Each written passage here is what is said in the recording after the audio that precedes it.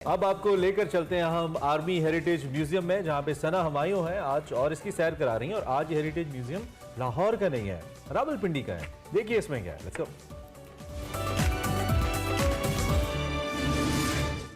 Hello and अस्सलाम वालेकुम, this is सना हुमायूं और आपको over a cup of coffee में वेलकम कहती हूँ। आज मैं आपको सैर कराने लाई हूँ अयूब पार्क म्यूजियम की, जहाँ पर मैं आपको दिखाऊंगी आर्मी हेरिटेज।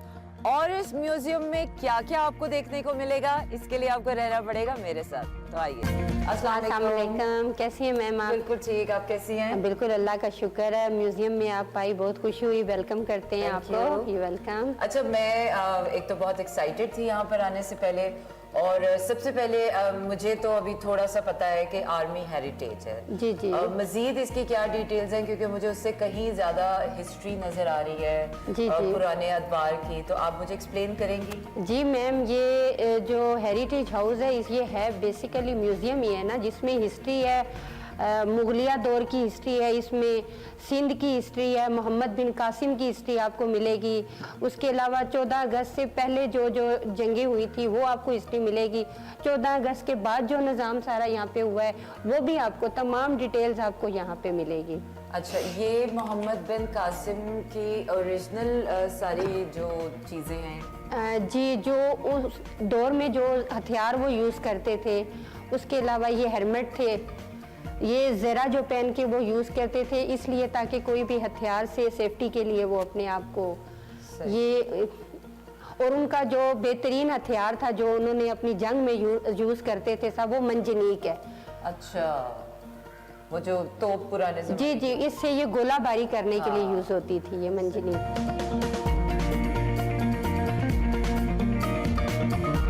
जी मैम, ये गजनवी की हिस्ट्री है। उस ज़माने में यानी कि जो हथियार यूज़ किए गए थे वहाँ उस वक्त तीर कमान वगैरह, और इसके अलावा जो है ना ये ड्रम वगैरह वहाँ पे जब कोई जंग का साउंड वगैरह होता था बताने के लिए, लोगों को इकट्ठा करने के लिए ये यूज़ किए जाते थे तब।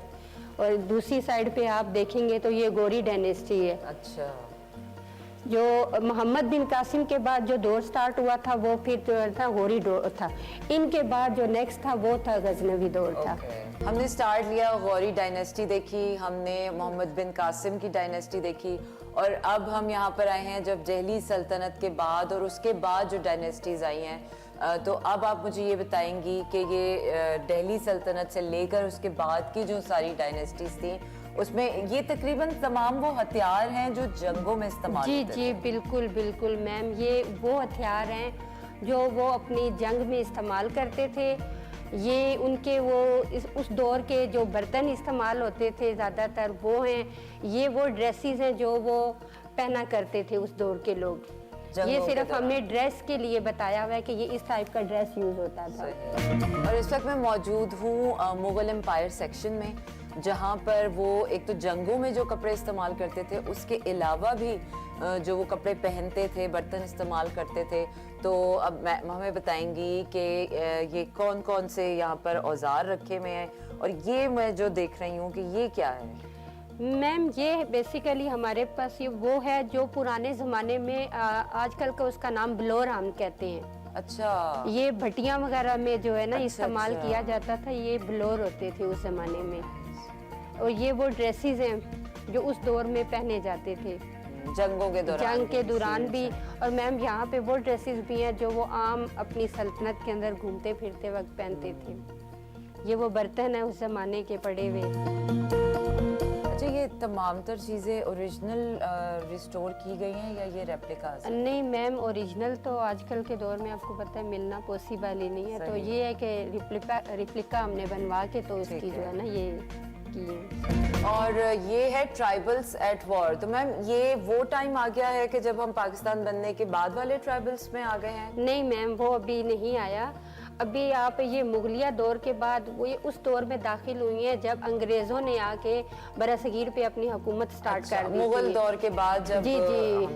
तो ये तो सिर्फ वो दिखाया गया है कि लोग ऊंचाई पे बैठते थे और नीचे, मतलब अक्सर वो आपने कहानियों में भी पढ़ा होगा ना कि पहाड़ों पे वो करके तो खाना बदोशों को रोका जाता था और उन्हें लूट मार की जाती थी। सही। अच्छा, मुझे इसके बारे में बताएंगे, बड़ा मुझे कुछ डिफरेंट लग रहा है कि जो जंगों में इस्तेमाल होती थी। नहीं मैम, ये जंगों में तो भी इस्तेमाल होती थी, मतलब जब पानी में लोग घुस के किसी को निशाना बनाना होता था ये कि दुश्मन मरीन वॉर के लिए। जी जी जी जी जी, तो वो भी थे। उसके अलावा ये वो मैंने बताया ना कि अंग्रेज़ों का जब दौर स्टार्ट हुआ था तो फिर काफ़ी तरक्की हुई थी, क्योंकि यूं फिर हम स्टेप बाय स्टेप गुजरते आ रहे हैं, तो बताया जा रहा है कि इस दौर में ये तरक्की हुई थी। ये फिर ये देखें वायरलेस सेट भी इनके आगे थे, वो बता रहे हैं उस दौर में ये सिर्फ बताया है कि ये टेक्नोलॉजी आ चुकी थी, वॉर में टेक्नोलॉजी कि ये अच्छा, और ये जो थे ये वो ड्रेस हैं जो अंग्रेज अपनी मतलब पहनते थे। ये तो मुझे कुछ ओरिजिनल से लग रहा है। जी बिल्कुल, ये वाकई ये ओरिजिनल मुझे लग रहा है, क्योंकि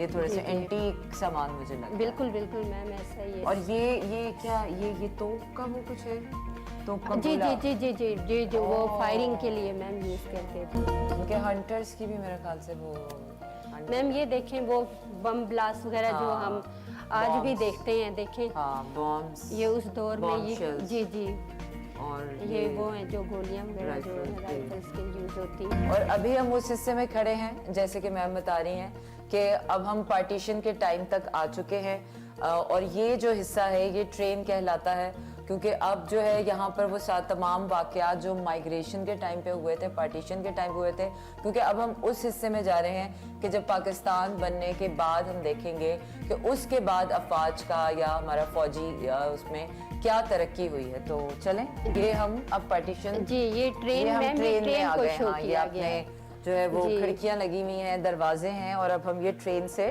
पाकिस्तान में आ गए। वाह, दिस इज नाइस। और अब हम स्टार्ट कर लिया है हमने वहाँ से जहाँ से पाकिस्तान की इब्तिदा हुई थी। हमारा कौमी खेल हॉकी, और उसकी सबसे पहले डिपिक्शन हुई है हमारे हॉकी प्लेयर्स की।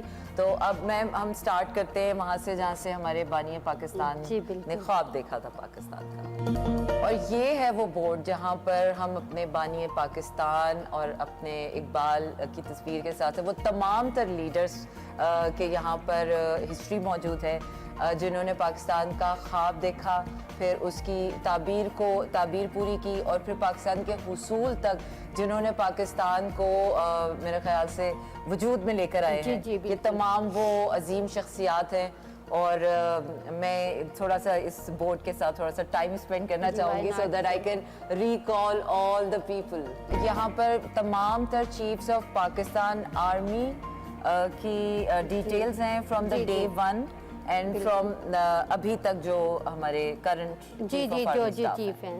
ओके मैम, ये एक्सप्लेन कीजिएगा क्योंकि ये थोड़ा मुझे डिफरेंट नजर आ रहा है। What is this?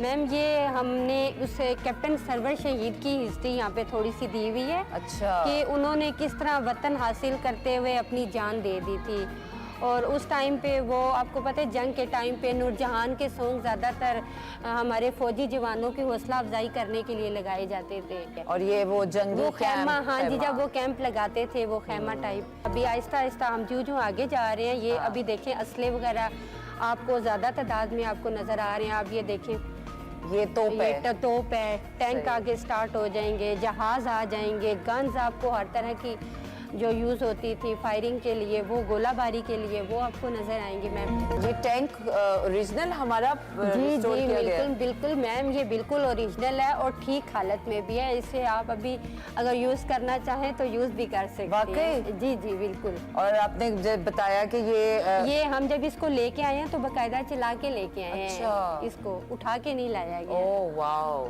अच्छा, ये हम अब ऐसी वॉल पे आ गए हैं कि जहाँ पर आर्मी का सिर्फ जंगे ही नहीं, अगर मुल्क में कोई ऐसी आफत आ जाए, जो कि हमने देखा है कि हमारी आर्मी हमेशा जो है वो आगे आगे रहती है, तो ये वो वाला सेक्शन है सारा। जी मैम बिल्कुल ऐसा ही है। यहाँ पे हमारे फौजी जवानों के बारे में बताया गया है कि वो किस तरह अपनी जान की मतलब अपनी जान की परवाह किए बगैर अपने मुल्क के दिफा के लिए किस तरह अपने, देखिए अभी यहाँ पे ये आपको वॉल पे शो हो रहा होगा कि उस फौजी ने अपनी जान की परवाह किए बगैर वो अपने लड़ने के लिए वो आगे आ रहे हैं। थैंक यू वेरी मच, आपने हमें टाइम दिया, हमें पूरा म्यूजियम विजिट कराया, तमाम तर हमें हिस्ट्री बताई, और मुझे वाकई ऐसा लग रहा है ये गाना सुनकर, ये सारा माहौल वो क्या कहते हैं ना, एक दफ़ा फिर आपके अंदर हुब्बुल वतनी का जज्बा पैदा हो जाता है, जो शायद कभी 14 अगस्त या 23 मार्च वाले दिन आता है। लेकिन मैं वाकई लोगों से कहूँगी कि इस म्यूज़ियम में ज़रूर विज़िट करें, ताकि आपकी जो वो एक मोहब्बत है ना अपने वतन से, और हमारे पाक जवान